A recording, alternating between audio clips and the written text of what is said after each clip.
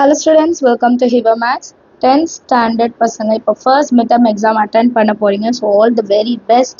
First midterm exam unit examலாம் எழுதிக்கலாம், ஆனா இதுதான் first midterm exam நம்ம attend பண்ண போறோம். அதனால ரொம்பவே சீரியஸா நீங்களாம் ப்ரிப்பேர் பண்ணிட்டு இருப்பீங்கன்னு நினைக்கிறேன். So எல்லா சப்ஜெக்ட்லுமே நல்லபடியா எழுதுங்க. ஏன்னா ஃபர்ஸ்ட் வந்து ஒரு குட் ஸ்டார்ட் வந்து எப்பவுமே நமக்கு நெக்ஸ்ட் எக்ஸாம்ஸ் நல்லபடியா செய்யறதுக்கு ஹெல்ப் பண்ணும்.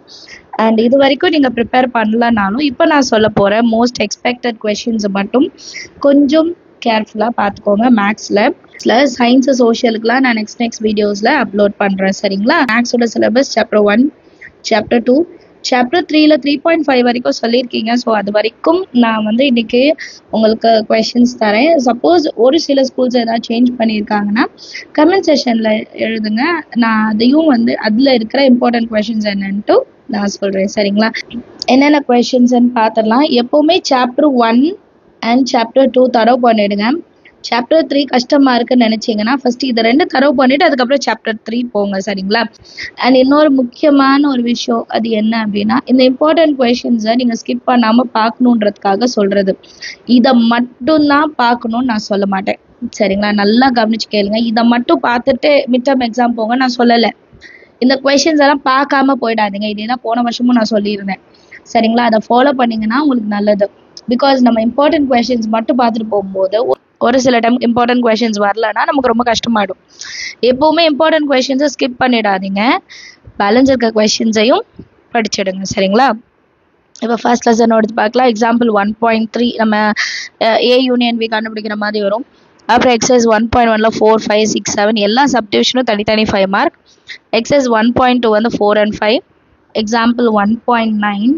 எக்ஸசைஸ் 1.3ல் வந்து 3rd சம்மில் இருந்து 10th சம் வரைக்கும், 9th சம் மட்டும் கிடையாது, அது சின்னதாக இருக்கும். அப்புறம் எக்ஸாம்பிள் 1.11, 15, 16, 18. எக்ஸசைஸ் 1.4, 9, 10, 11, 12. அண்ட் 1.5 எக்ஸசைஸ் வந்து எல்லாமே படிச்சிருங்க. ஏன்னா அது ரொம்பவே முக்கியம். யூனிட் எக்ஸசைஸ் வந்து சென்டம் எய்ம் பண்ணுறீங்கன்னா யூனிட் எக்ஸசைஸ் பார்த்துடுங்க. அதில் எதையுமே ஸ்கிப் பண்ணிடாதீங்க. சரிங்களா? ஸோ ஃபர்ஸ்ட் லெசனில் இந்த கொஷின்ஸ் எல்லாம் 5 மார்க். நான் 2 மார்க் எதுவுமே சொல்ல. ஏன்னா 2 மார்க்கு நீங்கள் ரொம்ப கம்மியான சம்ஸா இதெல்லாம் 5 மார்க் போயிடுச்சுன்னா பேலன்ஸ் இருக்கிறதுலாம் 2 மார்க். அதெல்லாம் நீங்கள் கண்டிப்பாக பார்த்தாகணும். அதுலேயும் வந்து இம்பார்ட்டன்ட் கொஷின்ஸ் வந்து பார்க்காதீங்க. சரிங்களா? 2 மார்க் எப்போவுமே முக்கியம். எல்லாமே குட்டி குட்டி சம்ஸ், அதை நீங்கள் ஈஸியாக வந்து ஒர்க் அவுட் பண்ணிடலாம். சரிங்களா? அண்ட் இந்த சம்ஸை தான் நான் வந்து என்னோட மேக்ஸுக்கு வந்து ஒரு டெஸ்ட் சீரீஸ் நான் சொல்லியிருந்தேன் இல்லையா? மேக்ஸ் டெஸ்ட் சீரீஸில் தான் இந்த சம்ஸ் எல்லாம் ஒரு வாட்டி கொஷின் பேப்பராக நான் கொடுத்து சால்வ் பண்ண சொல்லியிருப்பேன். அதுலேயே ஆன்சர்ஸுமே இருக்கும், அதில் க்ரியேட்டிவ் கொஷின்ஸுமே இருக்கும். ஸோ அந்த டெஸ்ட் சீரீஸ் உங்களுக்கு வேணும் அப்படின்னா வாட்ஸ்அப் நம்பருக்கு வந்து நீங்கள் மெசேஜ் பண்ணுங்கள். நான் உங்களுக்கு அந்த டெஸ்ட் சீரீஸ் எப்படி வாங்கணும்னு சொல்லிடுறேன். அது வந்து நீங்கள் ரிப்பீட்டடாக அந்த கொஷின் பேப்பர்லாம் ப்ராக்டிஸ் பண்ண உங்களுக்கு வந்து எக்ஸாம் டைமில் வந்து ஒரு கொஷினை பார்த்தோன்னே இது ஆல்ரெடி நான் சால்வ் பண்ணியிருக்கேன், இது இப்படி தான் ஸ்டார்ட் பண்ணும் அப்படின்ற ஒரு ஐடியா வந்து உங்களுக்கு வந்துடும். சரிங்களா? So maths test series course நீங்கள் வாங்கணும்னு நினச்சிங்கன்னா நீங்கள் ஸ்க்ரீனில் தெரிகிற வாட்ஸ்அப் நம்பருக்கு ஒரு மெசேஜ் அனுப்பிச்சா போதும். சரிங்களா? இப்போ நெக்ஸ்ட்டு வந்து second chapter most expected questions. Example 2.6. Exercise 2.1ல் 5, 6, 7, 8, 9, 10. எக்ஸாம்பிள் 2.2, 3, 4, 5, 8. ஏன் இங்கே வந்து மென்ஷன் பண்ணியிருக்கேன்னா ரொம்பவே முக்கியமான சம்ஸ், இதுதான் அதிகமாக வாட்டி கேட்பாங்க, அதனால் அதை மட்டும் நான் ஹைலைட் பண்ணியிருக்கேன். அடுத்து 2.18 எக்ஸாம்பிள். எக்ஸசைஸ் 2.3ல் 7, 8, 9, 10. அப்புறம் எக்ஸாம்பிள் 2.22. Exercise 2.4ல் 5 and 6. அப்புறம் 2.5 ரொம்ப முக்கியம். ஏபி சீரீஸோடது எல்லா கொஷின் எக்ஸாம்பிள் எல்லாமே ரிப்பீட்டடாக கேட்ட கொஷின்ஸ். அண்ட் எக்ஸசைஸில் 7 to 14 கேட்டிருக்காங்க. எக்ஸாம்பிள் 2.36, 38, 39. அண்ட் 2.6ல் 7லேருந்து 12 வரைக்கும். 2.43, 44, 45 எக்ஸாம்பிள். எக்ஸசைஸ் 2.7 வந்து 9, 10, 12. எக்ஸாம்பிள் 2.51, 52, 53. எக்ஸசைஸ் 2.8ல் 6 and 10.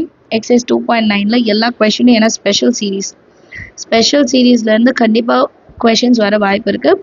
எப்பவும் போல் யூனிட் எக்ஸசைஸ் நீங்கள் சென்டம் எடுக்கணும்னு நினச்சிங்கன்னா நீங்கள் வந்து அதை படிச்சிடுங்க. சரிங்களா? ஸோ இது எல்லாமே 5 மார்க் தான். நான் 2 மார்க் கொடுக்கவே இல்லை. 5 மார்க் மட்டும் தான் இம்பார்ட்டண்ட்டில் நான் கொடுப்பேன். 2 மார்க் வந்து எல்லாமே பாருங்கள், அதுதான் ஹெல்ப் பண்ணும் நமக்கு. சரிங்களா? அண்ட் லாஸ்ட்டாக நான் வந்து எப்படி படிக்கணும்னு சொல்கிறேன் இந்த வீடியோட எண்டில். முதல்ல இம்பார்ட்டன்ட் கொஷின்ஸ் எல்லாம் முடிச்சிடலாம். அடுத்து தேர்ட் லெசன் வந்து 3.7, 3.8, 3.9 எக்ஸாம்பிள் ஃபஸ்ட்டு. அண்ட் எல்லாருக்குமே தெரியும் நம்ம ஆன்லைனில் வந்து டியூஷன் எடுத்துகிட்ருக்கோம் அப்படின்னு சொல்லிட்டு இல்லையா. ஆன்லைன் டியூஷனை பற்றின டீட்டெயில்ஸ் வேணுனாலும் சேம் வாட்ஸ்அப் நம்பருக்கு நீங்கள் 10th ஆன்லைன் கிளாஸ்ன்னு ஒரு மெசேஜ் அனுப்பிச்சா போதும். எப்படி ஜாயின் பண்ணும், ஃபீஸ் ஸ்ட்ரக்சர் என்ன எல்லாமே நான் அதிலே சொல்லிடுறேன். நெக்ஸ்ட் எக்ஸசைஸ் 3.1ல எல்லா சம்முமே பார்த்துடுங்க. எக்ஸாம்பிள் 3.11, எக்ஸசைஸ் 3.2ல ஃபர்ஸ்ட் கொஸ்டின், எக்ஸசைஸ் 3.3ல 2,3,4, எக்ஸாம்பிள் 3.16, எக்ஸசைஸ் 3.5ல 3, 4, 5.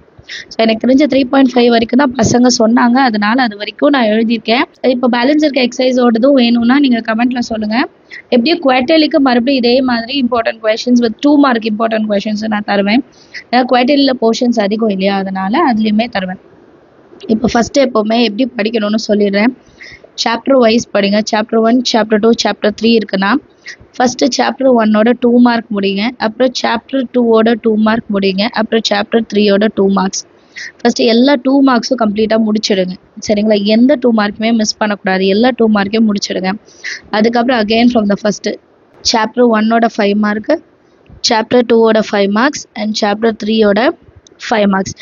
ஏன் இப்படி படிக்கணும் அப்படின்னா, நிறைய பேர் சொல்கிறது என்னென்னா, இப்போ பசங்கள்கிட்ட நான் வந்து இன்ட்ராக்ட் பண்ணும்போது சொல்கிறது என்னென்னா, சாப்டர் 1 எடுக்கிறாங்க, ஆர்டராக படிக்கிறாங்க, எக்ஸசைஸ் வைஸ் படிக்கிறாங்க. அப்போ அவங்களுக்கு கொஷின்னா இந்த ஃபார்முலா தான், இந்த மெத்தட் தான் யூஸ் பண்ணணும் தெரிஞ்சிடும். ஏன்னா ஒரு ஆர்டராக நம்ம படிக்கிறோம். இப்போது அதர் சப்ஜெக்ட்லலாம் 1 வேர்ட்ஸ் படிக்கும் போது கூட நான் எப்படி டியூஷனில் சொல்லுவேன்னா, கொஷின்ஸ் மாற்றி எழுதுங்க, இல்லை 2 லெசனை சேர்த்து நான் 1 வேர்ட்ஸ் வைப்பேன். ஏன்னா நமக்கு எக்ஸாமில் வந்து கொஷின்ஸ் ஆர்டராக கேட்க மாட்டாங்க. லைனை படித்து வைக்கிறதோட பெனிஃபிட் ரொம்ப கம்மி. இப்போ நீங்கள் சாப்டர் 1, சாப்டர் 2, சாப்டர் 3ஓட 2 மார்க்ஸ் எல்லாம் பார்த்தீங்கன்னா உங்களுக்கு எல்லா கான்செப்டோட பேசிக் என்னன்னு தெரிஞ்சிடும்.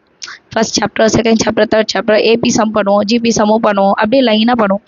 அதுக்கப்புறம் நீங்கள் வந்து 5 மார்க் வரும்போது பேசிக்காக உள்ள விஷயங்கள்லாம் உங்களுக்கு தெரிஞ்சிடும். இப்போது ஃபார் எக்ஸாம்பிள் ஏபி சீரீஸ் எடுத்துக்கிட்டிங்கன்னா ஏ எப்படி கண்டுபிடிக்கிறது, டி எப்படி கண்டுபிடிக்கிறது, தனித்தனி சம்மாக பண்ணுவீங்க. 5 மார்க்கில் எல்லாத்தையும் சேர்த்து செய்வோம். இவ்வளோ தானே வித்தியாசம் 2 மார்க்குக்கும் 5 மார்க்கும். ஸோ 2 மார்க் ஃபஸ்ட்டு நீங்கள் செஞ்சிட்டிங்கன்னா உங்களுக்கு 5 மார்க் வந்து ஈஸியாக இருக்கும் படிக்கிறதுக்கும் எழுதுறதுக்கும், சரிங்களா. ஸோ இந்த ட்ரிக்கை வந்து ஃபாலோ பண்ணுங்கள்.